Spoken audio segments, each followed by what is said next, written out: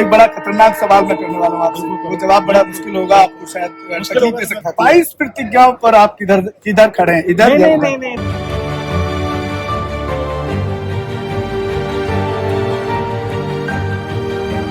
पूछ रहा हूँ 22 प्रतिज्ञा के साथ खड़े हैं या नहीं खड़े हैं? हाँ या ना? नहीं, घुमा नहीं रहा। आपको बुद्ध तक पहुंचना है या 22 प्रतिज्ञाएं लेनी है? सर 22 प्रतिज्ञा बुद्ध तक ही पहुंचाती है। बुद्ध तक पहुंचना है, मुझे प्रतिज्ञाओं की बात नहीं करना है। और अगला कुछ कठिन है ही नहीं।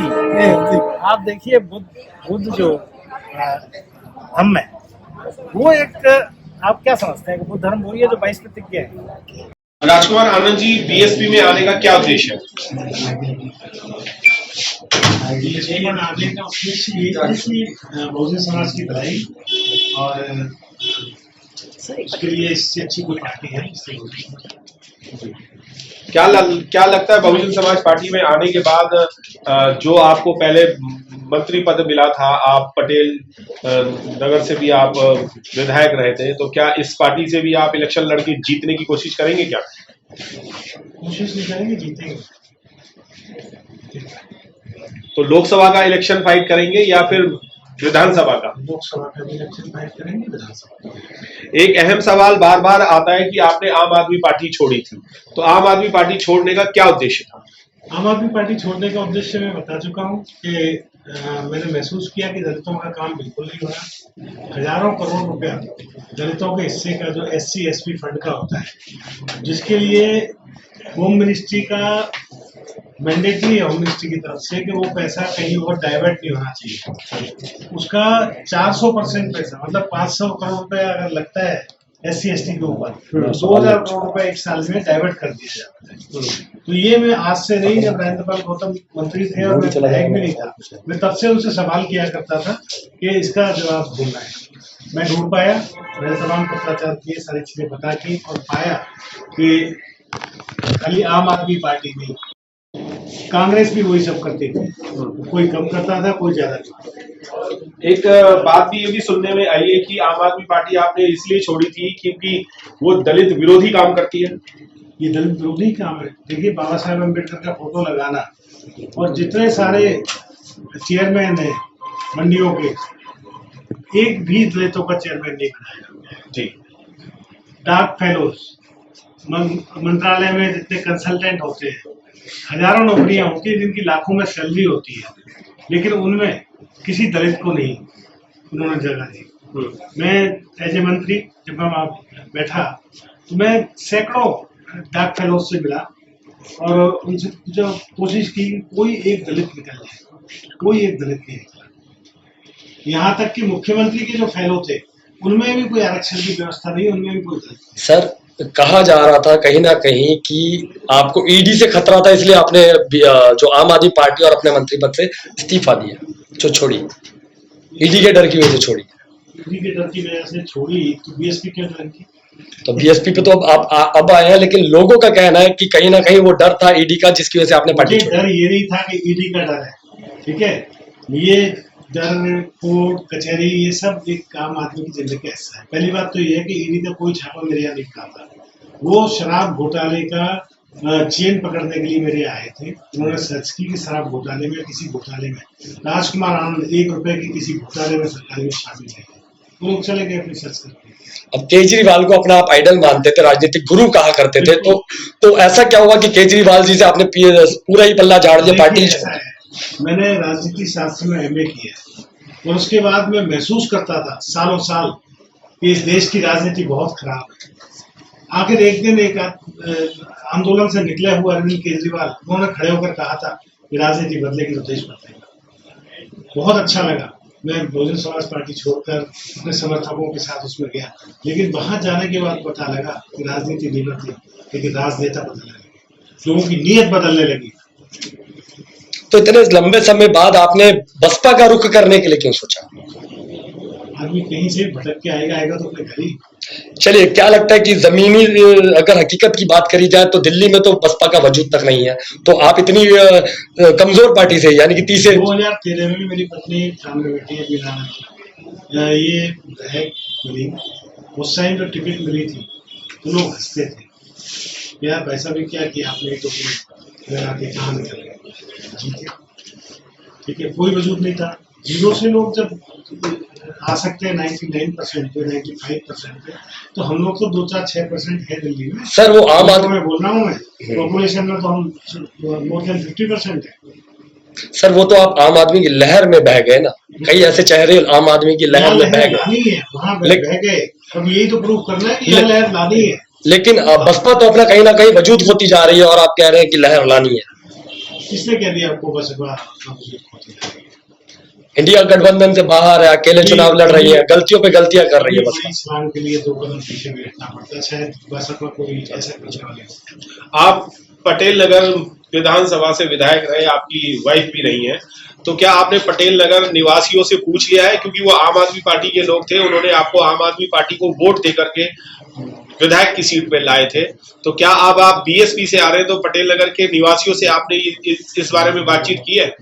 हाँ, मैंने काफी लोगों से बात की और देखिए, बहुजन समाज पार्टी का डायरेक्टली कोई हाँ करना है या वो करना वो थोड़ा सा मुश्किल है, लेकिन लोग समझ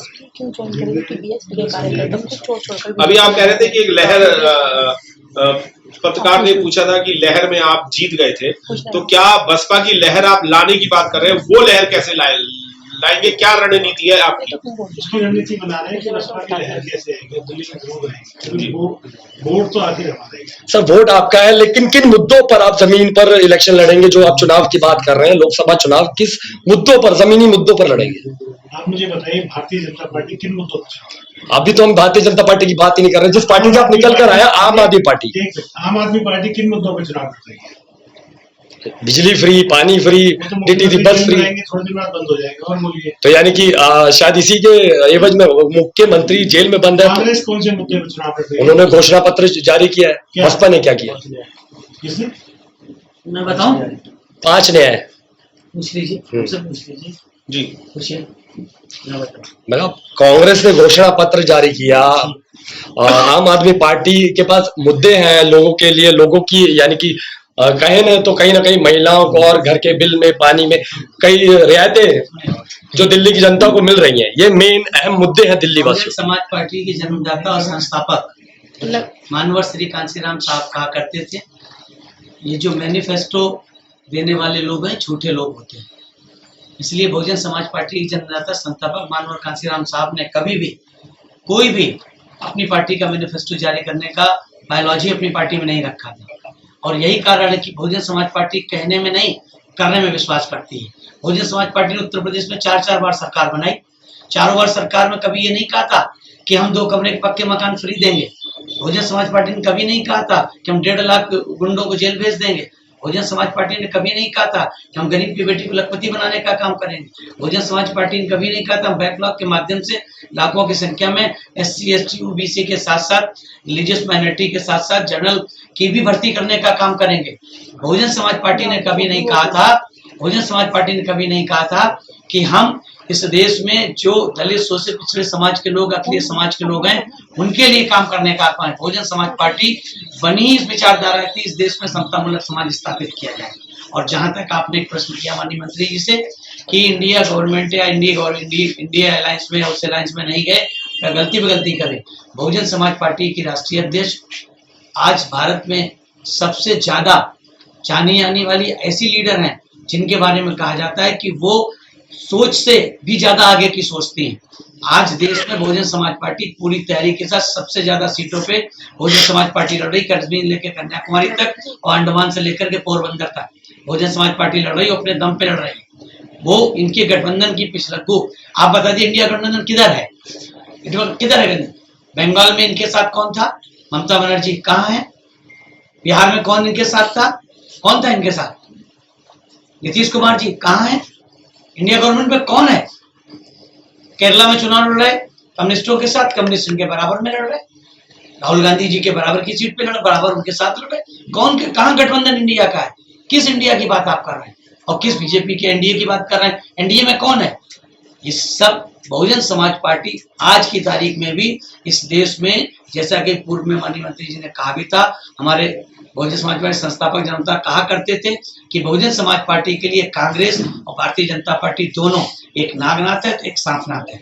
इसलिए हमें दोनों लोगों से होशियार रह के अपनी ताकत तैयार करनी चाहिए। रही बात इसकी कि दिल्ली में आपने कहा, बहुत बार आपने कहा कि जमीन नहीं, जमीन नहीं, जमीन नहीं। अरे बहुजन समाज पार्टी जब 1984 में बनी थी और 85 की जनवरी में चुनाव हो गए थे, लोकसभा के आम चुनाव हुए थे, राजीव गांधी जब उनकी हत्या के बाद कैराना से चुनाव लड़के 44,443 वोट पा करके पूरे देश में सबसे ज्यादा वोट लेने वाली थी। आज बागडोर उन्हीं के हाथों में है और उन्होंने उस बागडोर को बाकायदा जिस तरह से बाबा साहब ने अपने जीते जी जो काम नहीं कर पाए, मानवर साहब ने अपने जीते जी वो करके दिखाया और बहन जी उनकी पदचिन्ह पे चल के वो करके दिखाने का काम करेंगे। ये दावा मैं आपको लग रहा होगा हवाबाजी दावा, कोई नहीं मानता था। उत्तर प्रदेश जो आर्यव्रत कहलाता है, जहाँ से इस देश में गैर बराबरी की व्यवस्था को बढ़ाने का काम किया गया, उस प्रदेश में एक दलित की बेटी 1-2 बार नहीं 4 बार मुख्यमंत्री बनेगी। कोई नहीं किसी ने सोचा था। पूर्ण बहुमत की अपनी सरकार बनाएगी। 17 वर्षों के बाद माननीय बहन जी के नेतृत्व में उत्तर प्रदेश में अकेले बहुजन समाज पार्टी के अपने दम पे सरकार बनी। सर वो आपकी सारी बातें सही है, बस मेरा इतना आपके प्रश्न का जवाब, आपने कहा कि जमीन नहीं, वो नहीं, फिर मेरा एक सवाल है इसी से जी। मेरा ये सवाल है कि लोकसभा का चुनाव है, आपके प्रत्याशी दिल्ली की सड़कों पर जनता के बीच में जाएंगे, चुनाव जाएंगे वोट के लिए, तो किस आधार पर, किन मुद्दों पर यानी कि जनता उन्हें वोट दे? दोनों पार्टियों को जवाब देने के लिए जनता जानती है इस देश में गरीबी है, इस देश में बेरोजगारी है, इस देश में महंगाई है, इस देश में अन्याय अत्याचार पे, दलितों पे, महिलाओं पर, सभी के ऊपर अन्याय अत्याचार चरम सीमा पर, न सिर्फ दिल्ली में पूरे देश में है। जहां जहां जिसकी सरकार है, सारी पार्टियों ने झूठे वादे किए हैं।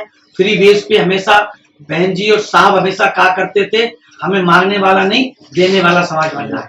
तो ये सब मांगने वाले समाज की बात नहीं, ये बहुजन समाज के लोगों को मांगने वाला यानी कि उन्हें लाचार बनाना चाहते हैं। बहुजन समाज पार्टी उनको लाचार नहीं बनाना चाहती, बहुजन समाज पार्टी उनको अपने दम पर खड़ा करके अपने उन्हें ताकत के साथ उन्हें पक्के रोजगार देकर के उन्हें अपने पैरों पे खड़ा करना चाहिए। सर मेरा आखिरी सवाल है आपसे कि आज ऐसा क्या कारण हुआ कि आपने बीएसपी ज्वाइन करी, जबकि बीएसपी के नेता खुद बीएसपी को छोड़कर बीजेपी ज्वाइन करते हैं? कौन ज्वाइन किया? सीमा कुशवाहा, वो बीजेपी में बीएसपी में थी, लेकिन बीजेपी आपने भी जो आम आदमी पार्टी 3 छोड़ करके उनको एक बार भी नहीं बोल रही। आप हैं जो मंत्री हैं, जो बड़े बड़े पदों पे रहे उनको नहीं बोल रही हैं, आप क्या बात कर रहे हैं? सर बड़े पद की बात करें तो आपके पिछली पार्टी जिनके आप छोड़ के आए हैं, कपिल मिश्रा छोड़ के बीजेपी में गए थे और यूज एंड थ्रो का शिकार हुए। कहीं आपको नहीं लगता कि आप भी कहीं इसीलिए मैं बीएसपी में हूँ, बीजेपी में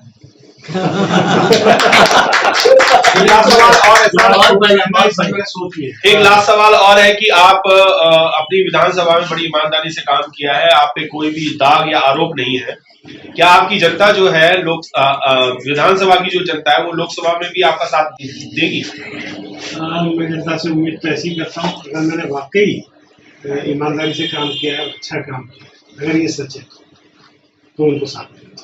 बहुत बहुत धन्यवाद सर। हमारे चैनल लाइक, शेयर, सब्सक्राइब देखना मत भूलिएगा। जय भीम, जय भारत, जय संविधान, नमो बुद्धाय। धन्यवाद। चैनल आर्थिक समस्या से गुजर रहा है। अगर आप बहुजन समाज में बाबा साहेब अम्बेडकर और तथागत बुद्ध की विचारधारा को अधिक से अधिक लोगों तक पहुंचाना चाहते हैं तो हमें आर्थिक सहयोग प्रदान करें, ताकि हम अपने चैनल के माध्यम से देश विदेश में समता, बंधुता, एकता और संवैधानिक अधिकारों को ज्यादा से ज्यादा लोगों तक पहुंचा सकें। आप अपनी सहायता राशि नीचे लिखे खाते में जमा करा सकते हैं। खाता धारक गौतम रत्ना, खाता संख्या 316957686551, IFSC कोड SBIN 0060336, बैंक भारतीय स्टेट बैंक। आप हमारे बैंक खाते का विवरण स्क्रीन पर भी देख सकते हैं। जय भीम, जय भीम। मैं गौतम रत्ना आपका बहुजन फिल्म प्रोडक्शन में स्वागत करता हूं और आप हमारे प्रोडक्शन हाउस के अंदर अपना कैरियर बना सकते हैं as a film director, as a producer and actor and actress and editor and cinematographer also. अगर आपको फिल्म से रिलेटेड कुछ भी प्रोजेक्ट आपको बनवाना है तो तो हमारे पास में पूरा सेटअप है जिसमें फिल्म कैमरा है, शूटिंग लाइट्स है और एडिटिंग है। सारा A to Z एक ही जगह पर आपको हमारे यहाँ पर मिल जाएगा। तो दोस्तों आप हमें कांटेक्ट कर सकते हैं हमारे नंबर्स पर 9810085714 और 8510005714। हमारे वेबसाइट पे विजिट कर सकते हैं www.filmserviceindia.com और हमें मेल भी कर सकते हैं gautamfilmsproduction@gmail.com पर। धन्यवाद।